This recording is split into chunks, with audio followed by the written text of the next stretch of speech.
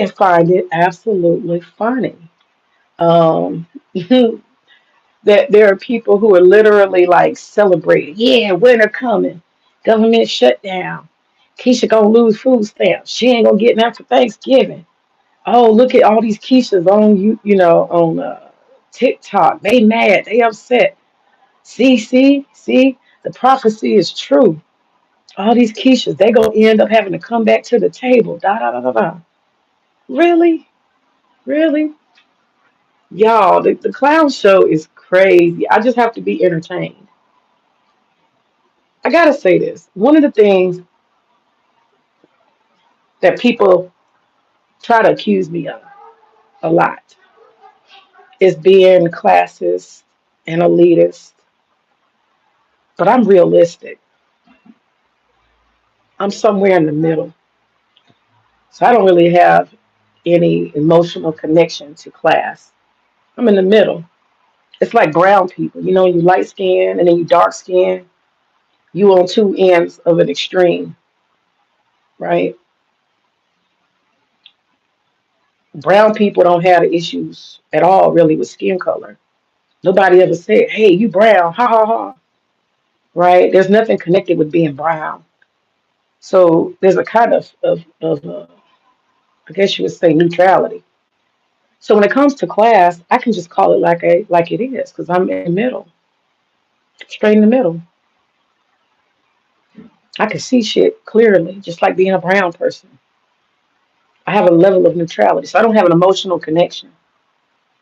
But people actually show their class when they start talking. And it's funny because some people, when they think about class, they talk about behaviors, like, you don't curse or you're some kind of Puritan. But that's not reality because I was on a quick, brief live yesterday, and, people were talking about, oh, that person clearly, they can't be bourgeoisie because look how they cussing. I'm like, terminology does not determine somebody's class. That's a myth. This idea that people who are wealthy or have money have, uh, perfect behavior. Oh, quite the contrary. Quite the contrary. A lot of times, the more money and resources people have, the more degenerate they behave. I don't know why people want to assign degeneracy to people in poverty. Honestly, I think to both extremes have their fair amount of degeneracy. Honestly, I think people in deep levels of poverty, they have high levels of degeneracy. It comes with the territory. They lack resources, they lack money, they lack opportunity, and their environment makes it right for the taking. On the flip side, on the other extreme, people who have lots of money, they can afford to be degenerate and do wild and foolish, reckless things because they always have a safety net. No matter what they do, they will land somewhere. Money brings that possibility for them. They can afford to be degenerate. Now, us people in the middle, right, square in the middle, the neutral zone, I'll call it, we can't afford to be degenerate because everything that we build and work towards will fall apart and you lose your standing, you lose your position. If a middle class person goes to jail, we'll use that for an example. If a middle class person goes to jail for, let's just say, 6 months to a year, they'll lose their house, they'll lose their job, they'll lose pretty much everything. All stability would be lost. Now, on the flip side, so I'm saying middle class people can't afford to be degenerate. We just can't afford it. And if you do, you're going to pay a high, high price because it's an equilibrium. It's a balance you have to maintain. Now, on the flip side, if you have somebody who's in deep poverty, they was living in an apartment they didn't own anyway. There's nothing lost. They just have to get a new lease when they get out of jail. Or they were living with family or in a rooming house. Nothing's lost. They didn't invest deeply in landscaping. They didn't pour money into construction and repairs. They didn't pour money into anything. They lived hand to mouth. So a poor person who goes to jail for 6 months to a year, they haven't lost anything. They just got a little restart. That little job they got, they didn't have to invest in it too much if they had a job at all, you see. And the rich person can afford to be degenerate and go to jail 6 months to a year. But guess what? The rich person has resources, so they can just get them a high-powered lawyer, get them probation, or get them dismissed charges. Period.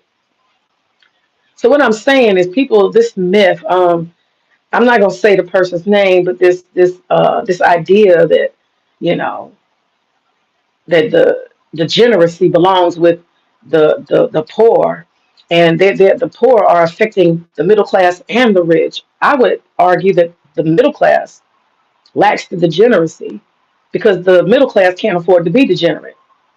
The poor person can afford to be degenerate. They have nothing to lose, very little. And the wealthy person can buy themselves out of the consequences of degeneracy, right?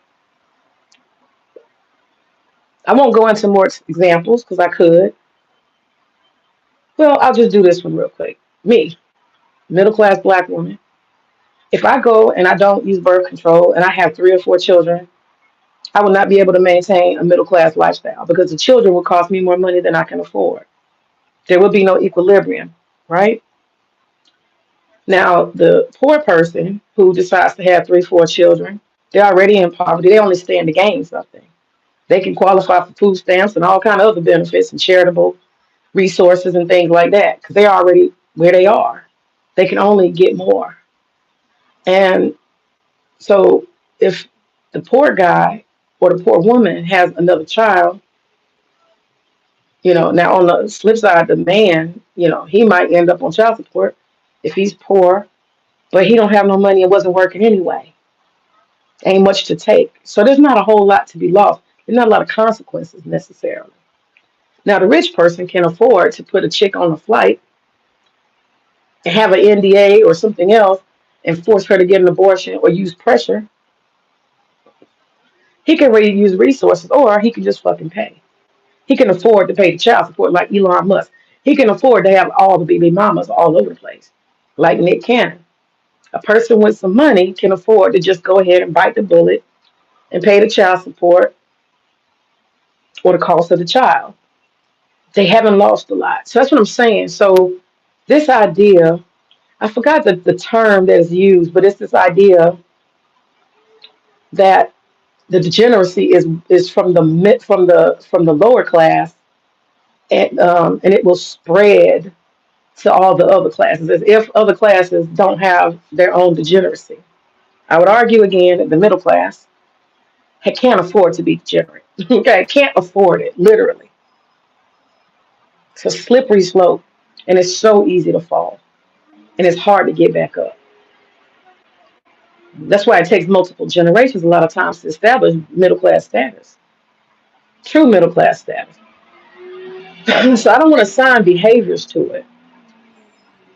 But one of the things that's interesting with these people that are celebrating Keisha losing her food stamps. She gonna lose her food stamps.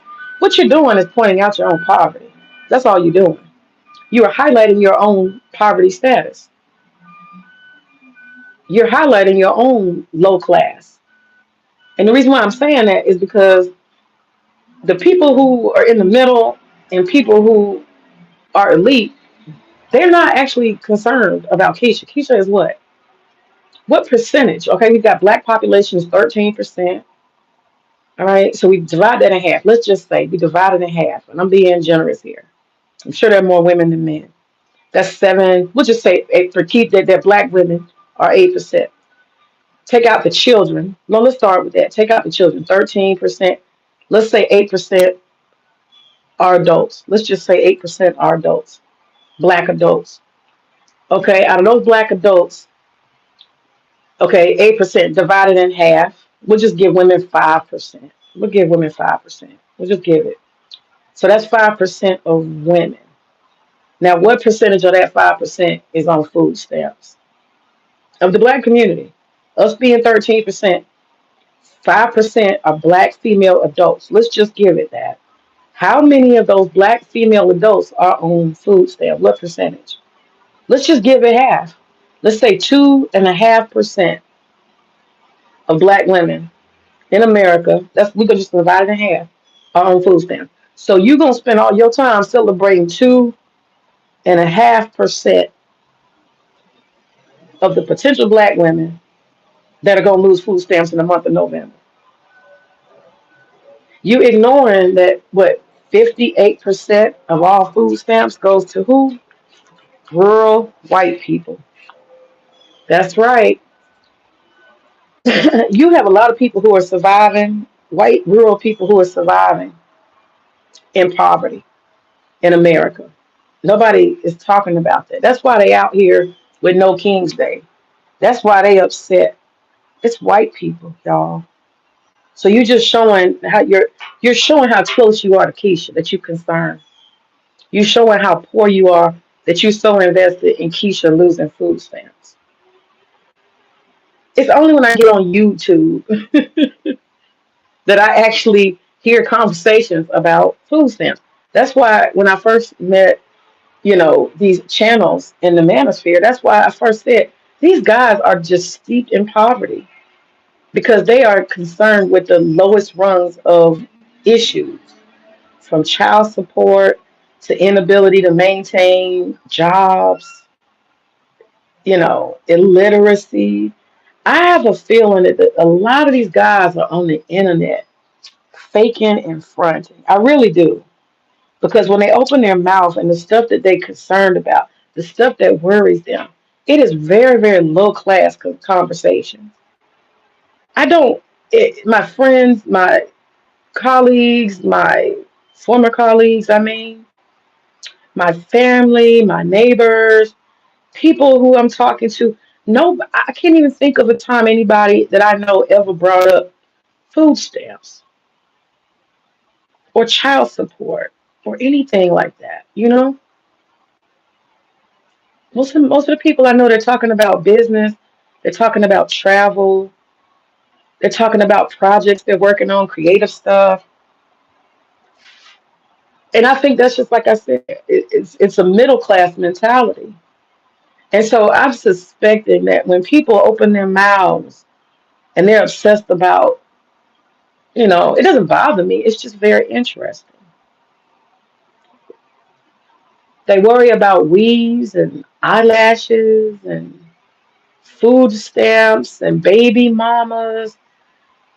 And in my space, my social atmosphere, these are never concerns. These are never pressing issues, but it's incessant. It is absolutely incessant in the black spaces in social media, particularly YouTube. It's incessant. There's an obsession with it. And I think you can only be obsessed with a thing when it's in your face, when it's part of your world. That's the only time you can be obsessed about it. That's the only time. Because it's irrelevant. That shit should be irrelevant. Who cares? Who fucking cares? I could care less who gets food stamps and who doesn't. When they get them, they're gonna lose. They're not gonna have anything. Fuck them. Da da da. I don't give a damn. I don't give a damn. Why would I care? Why would I care? I don't know if people get caught up in other people's stuff or they actually living in poverty, and this is why the stuff is so pressing. And I always say that people should just look at their own world. Like, look at your world. What is your world that you created reflecting? I'm a middle class woman living in a black suburbs. I have a refrigerator full of food. I go to the grocery store every 3 days with my own money. I generate plenty of income. I have a brand new freezer stocked fresh with all kinds of things. I have grains and nuts and beans and canned goods, and I'm not a prepper, but I'm damn near close. I got 10, was it 10, 20 pounds of sugar and 10, 20 pounds of flour because I'm a baker. I'm trying to be. How could I concern myself with these things? It doesn't reflect my reality. And when eggs was $7, guess what? May just didn't buy eggs because it's not smart to do.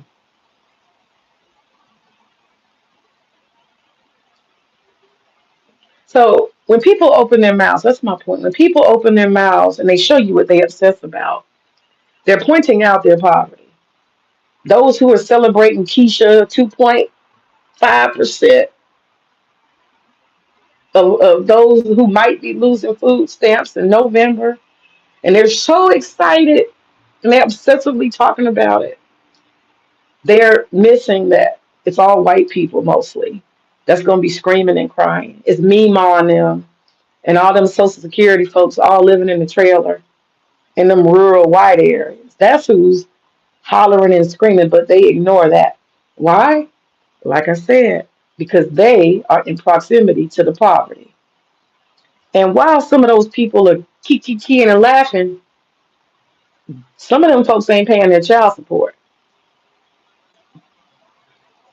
So while they on the internet faking and fronting, they kids ain't gonna have no fucking Thanksgiving. They kids are gonna be calling talking about daddy, we need some food. See, people can do whatever they want to do on the internet, pretend and play and all of that. But what you talk about points to your own poverty.